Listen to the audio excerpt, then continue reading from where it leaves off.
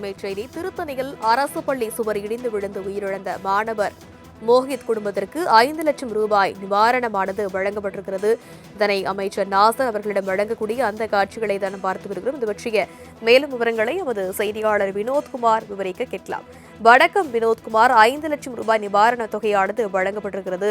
உறவினர்கள் தரப்பிலிருந்து என்ன சொல்லப்பட்டிருக்கு, விவரம் என்ன? வணக்கம் தனலட்சுமி. திருவள்ளூர் மாவட்டம் திருத்தணி அருகில் உள்ளது கொண்டாபுரம் கிராமம். இந்த கொண்டாபுரம் கிராமத்தில் அரசு உயர்நிலைப் பள்ளியில் 7ஆம் வகுப்பு படித்துட்டு இருந்த மோகித் என்ற மாணவன் கைப்பிடி சுவர் இடிந்து விழுந்து மரணமடைந்தார். நேற்று மரணமடைந்த அவரது உடலை பிரேத பரிசோதனைக்காக திருத்தணி அரசு மாவட்ட மருத்துவமனையில் வைத்திருந்தனர்.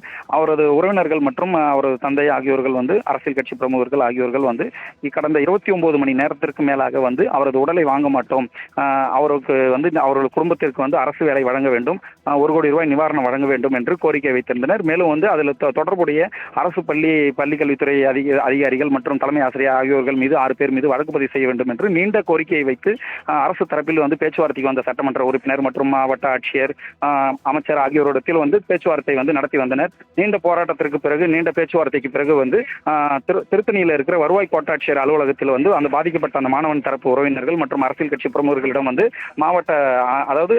திருவள்ளூர் மாவட்ட ஆட்சியர் பிரதாப்போட தலைமையில் அமைச்சர் நாசர் மற்றும் சட்டமன்ற உறுப்பினர் சந்திரன் ஆகியோர்கள் பேச்சுவார்த்தை நடத்தினர். அந்த பேச்சுவார்த்தையின் இறுதியாக அந்த பாதிக்கப்பட்ட மாணவரின் தரப்பில் அரசு வேலை வழங்க வேண்டும் என்று கோரிக்கை வைத்திருந்தனர். அதற்கு ஏற்றுக்கொண்டு ஆர்கேப்பேட்டை வட்டார வளர்ச்சி அலுவலகத்தில் அவருக்கு உதவியாளர்கள் கீழ் ஒரு பணி ஆணையை அந்த இறந்து போன மாணவரின் தந்தை மோகித்தின் தந்தை சரத்குமாருக்கு வழங்கப்பட்டுள்ளது. அதற்கான ஆணையையும் அமைச்சர் வழங்கியுள்ளார். அந்த மாணவர் தந்தைக்கு வழங்கியுள்ளார். மேலும் அரசு, அதாவது தமிழ்நாடு முதலமைச்சர் அறிவித்த 3 லட்சம் நிவாரண உதவி, தற்போது மீண்டும் அதுக்கு 2 லட்சம் ரூபாய் நிவாரண உதவி ஒன்றாக இணைத்து மொத்தம் 5 லட்சம் ரூபாய் நிவாரண உதவியை அதற்கான காசோலையை அமைச்சர் அந்த பாதிக்கப்பட்ட மாணவன் தரப்பு தந்தையிடம் வழங்கினார்.